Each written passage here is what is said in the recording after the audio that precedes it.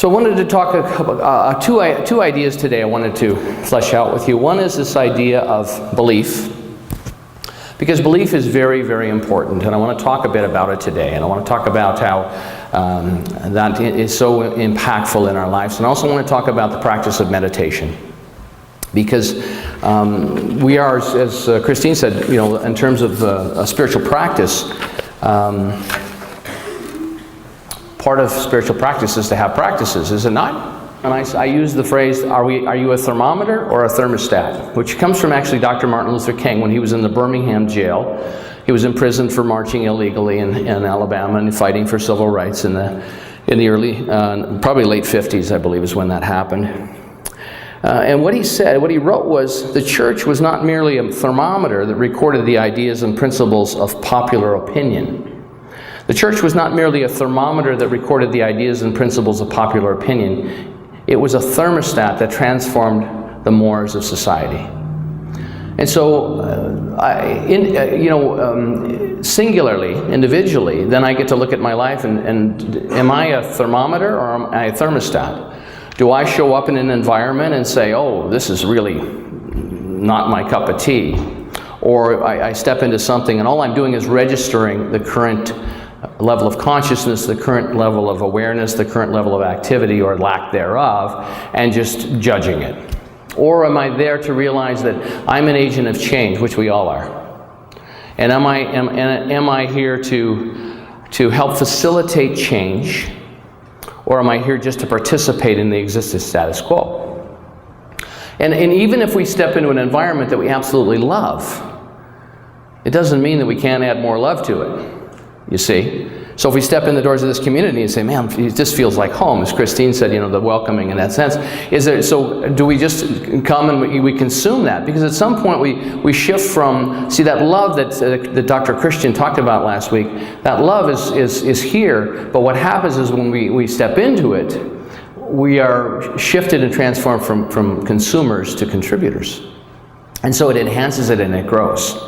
And see, this is the activity that we're about. And if we are the thing itself in form, then why don't we express more of that? And I'm talking about myself. And you can reflect upon my pondering as I do this publicly with you. Gandhi was quoted as saying, you must be the change you wish to see in the world, which is right up here. And so he understood that. He was an amazing, amazing man, and I was looking at his biography this week and thinking about using some of that, but don't have the time, and we'll do that in a week or two. But we must be that change that we wish to see in the world, and how do we go about doing that? Martin Luther King also said, we are caught in an inescapable network of mutuality. We are caught in an inescapable network of mutuality. Which simply means that when you are vibrating at a certain feeling tone, when you are in a sense of being who you are or being captured by life's challenges, you share that. You broadcast that without saying a word. I can tell when you walk in the door by the look on your face. Sometimes, well, some of you are very good actors, but most of the time, I can tell when you walk in. But Martin Luther King, we are caught in an irresistible network of mutuality, tied in a simple garment of destiny, tied in a single, not simple, but simple and single, tied in a single garment of destiny. Whatever affects one directly affects all directly. I mean, this is exactly what we teach. Consciousness precedes experience. And so when we decide to not be driven by the exterior, but to really shift and change in our own ability to be in the world in the way we choose to be, not the way that we were sort of domesticated to be, it's a totally different experience. Life's a totally different experience. And one of the practices that I think is so important that has really influenced my life, and I know that many of you are devoted to this, many of you have participated in our meditation prior to service. But what meditation provides is a practice, and how it lines up with this idea of being that thermostat, being the thermostat in life, is that it allows us to become the authority in our own minds. It allows us to become the authority in our own minds. And so the benefits, I've got a list of 11 benefits of meditation. I will go through them quickly, and you don't need to write them down. And if you'd like a copy, you let me know, and I'll get it to you after in this next week. But number one, it allows us to completely relax and often sleep better. Number two, it allows us to experience a sense of deep inner peace. Number three, it can teach us to lower our blood pressure. Number four, it can teach us inner discipline. Number five, it can awaken our intuition, which is that knowing without having to do any investigation. Number six, it enables us to do treatment, affirmative prayer, more effectively. Number seven, it can make us more perceptive. Number eight, it can give us boundless energy. Number nine, it can teach us to be more accepting of self and others. 10, it can be a great tension reliever. And 11, it is the highest form of celebrating the presence of God. So people many times ask me, why do I need to meditate? Well, there's a list of 11 pretty good reasons. And so meditation as a practice allows us to become the authority in our own minds. And what happens with the mind, what happens for all of us is we label. Has anyone here ever labeled? I mean, when you walk in, you figure out what's going on, and then all of a sudden you decide, you come up with a definition of what it is. We label everything. When we were kids, we ask our parents, what's that? And they give you a name. They give you, this is what it is. And then usually, at least my dad would always give you a commentary afterwards, whether it's something we should accept or not accept. It wasn't just the name, it was then the editorial that went on sometimes for weeks. And what that was just my dad's opinion. We react the way we react to life the way our mind evaluates and judges. We react to life the way our mind evaluates and judges. Why do I respond this way would be a wonderful question. Why do I respond when I see this? And how can I change my response?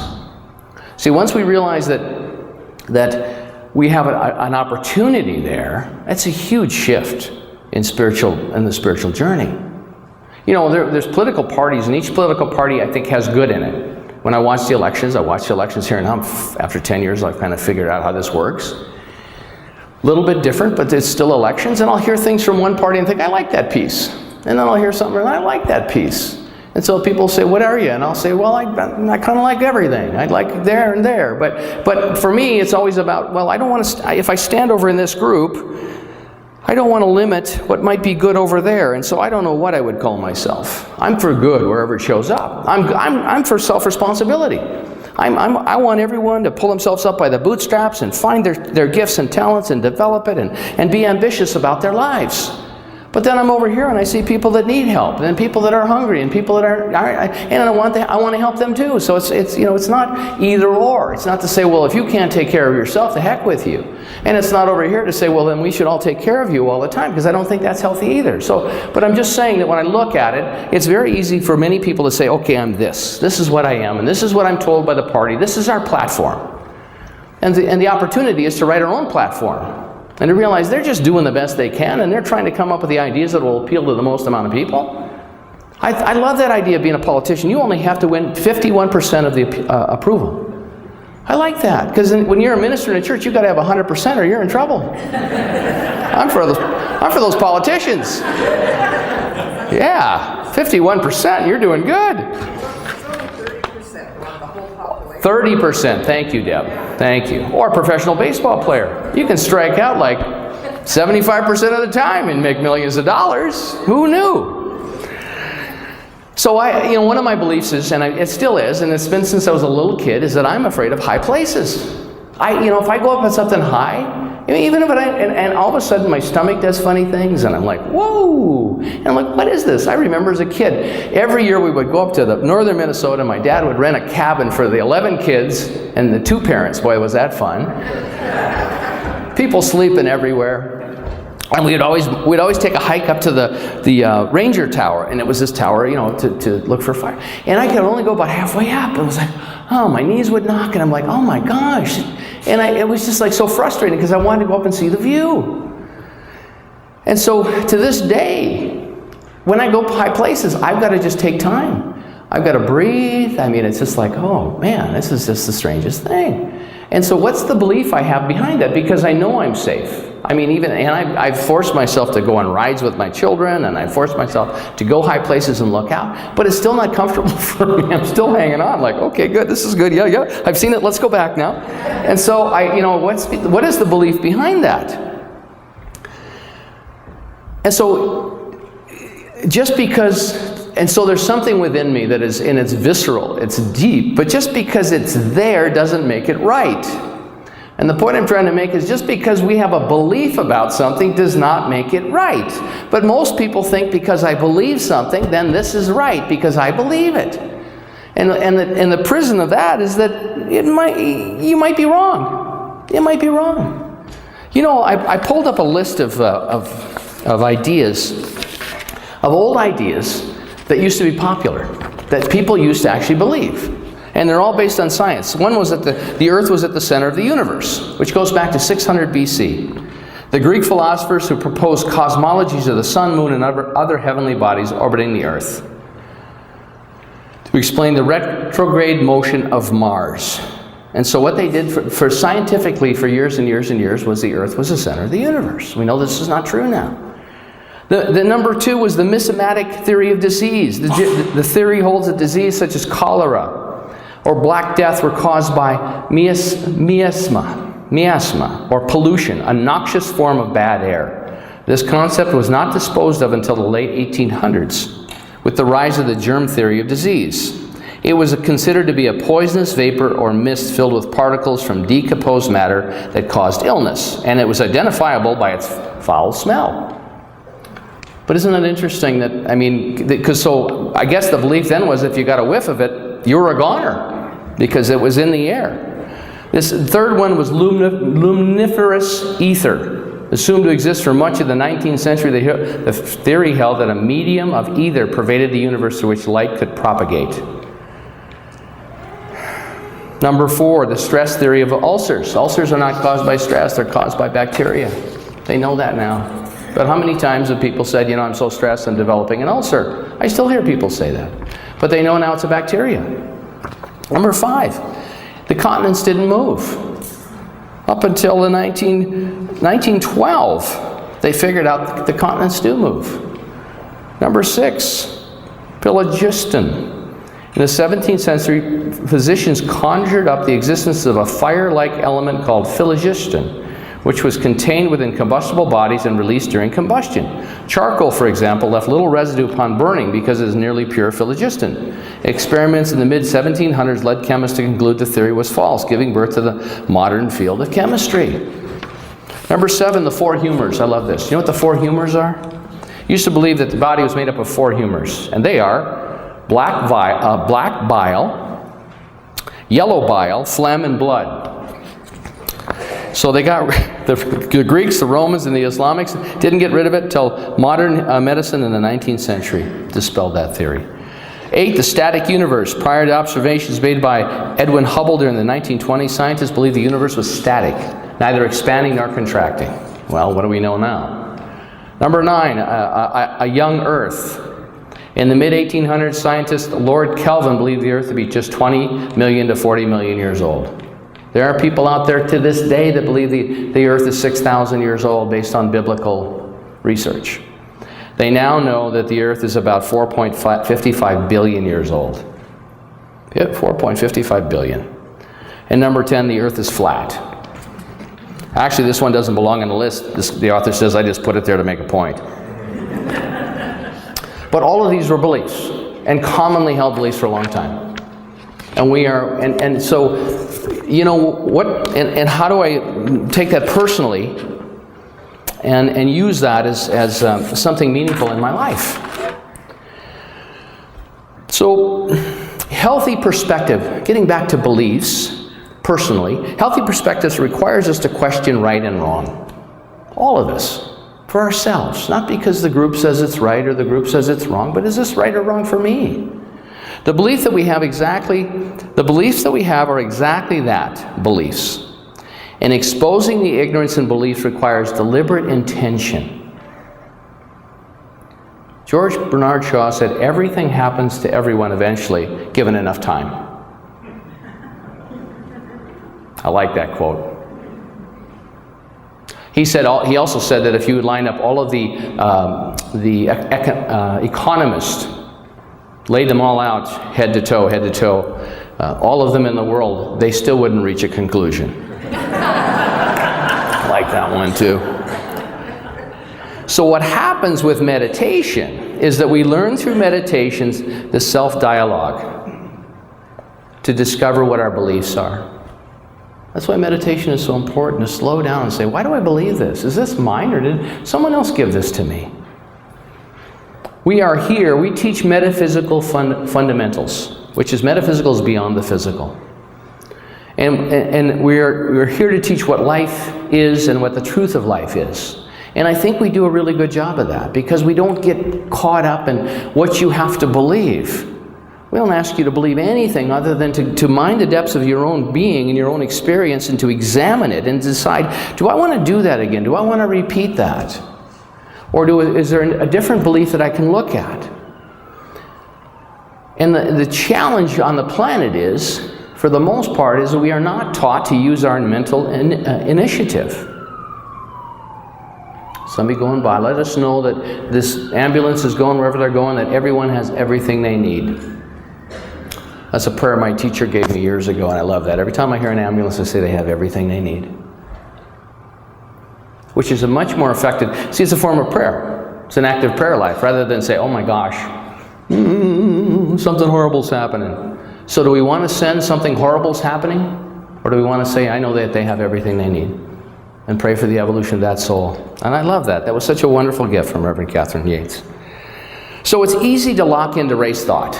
It's easy. And you got to stop letting it be easy. I know for myself, I got to let it stop being easy.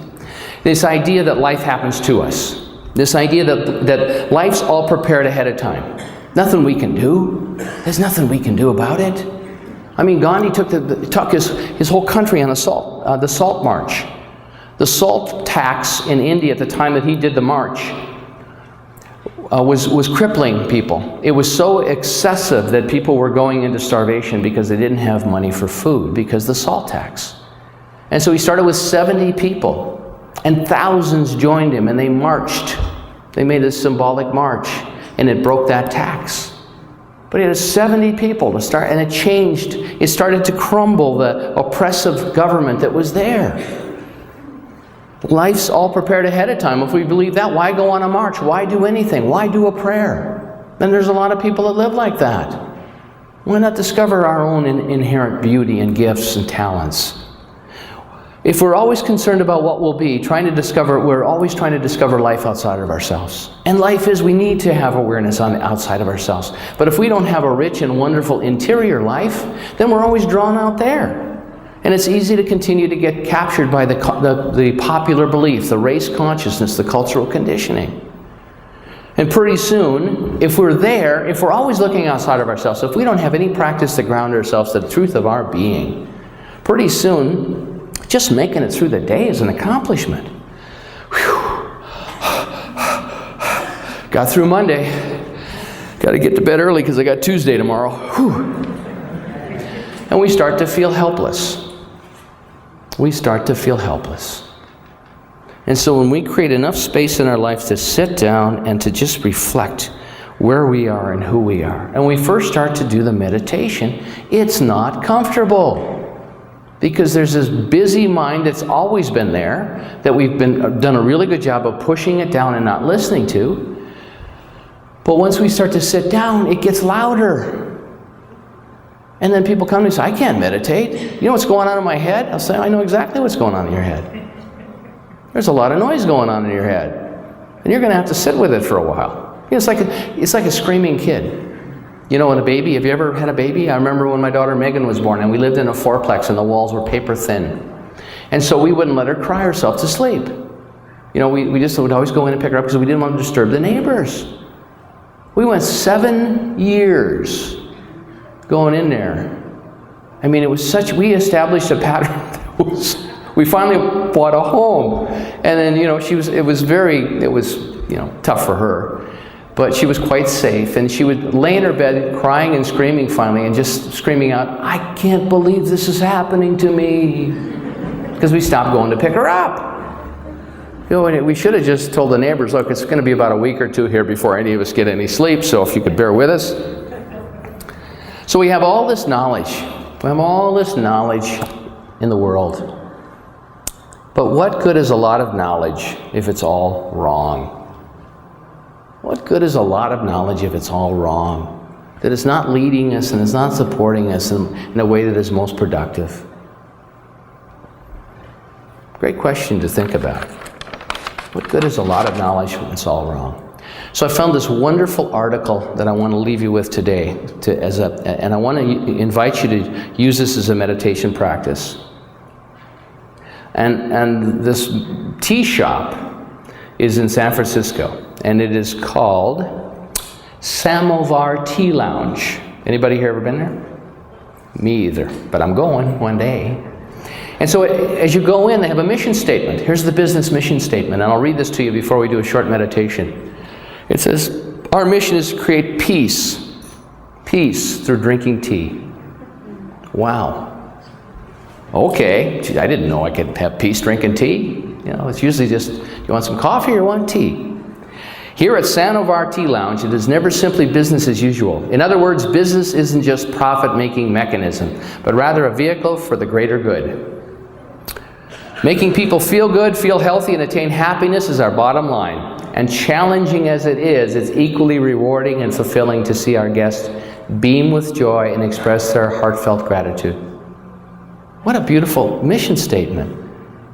I think we should put this one up for ourselves as well, because we do so much of this. What we do is an expression of our values, the high ideals and essence of the tea experience, and we thank you for joining us. Isn't that beautiful? Yeah. Diane almost started clapping. Don't take it easy. So what I'm going to do is invite you to close your eyes. If you'd put your feet on the floor and your hands in your lap somewhere, and hands may be open. It's a very short meditation. But this is what's on their menu. This is what is on the Samovar Tea Lounge menu. And so I'm going to invite you to just track your breathing for a moment. We'll just do a couple minutes, quick meditation. Very powerful to do together. And what we do in this moment is you breathe in and breathe out, breathe into the heart, breathe into the cave of the heart, where that higher wisdom self lives and where you connect.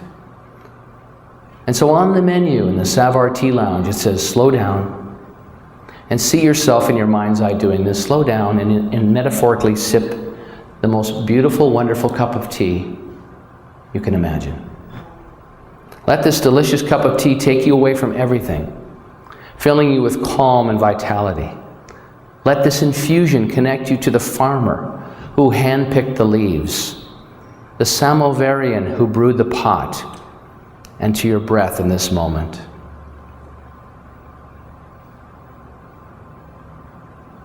Listen to your heartbeat and look around. Who do you care about? Who cares about you? What else matters? Not much, actually. Can you slow down enough to see your life and touch the world and those people you love? Because as you think of them, in this spaciousness, you're touching them. And whether or not they get it doesn't matter, because that extension of love transforms us. So next time you have a cup of coffee or tea, might be a good idea to slow down and make it a meditation and think about who you love and who loves you. And beyond that, what else matters? These are the agents of change that you are. Blessings, and so it is.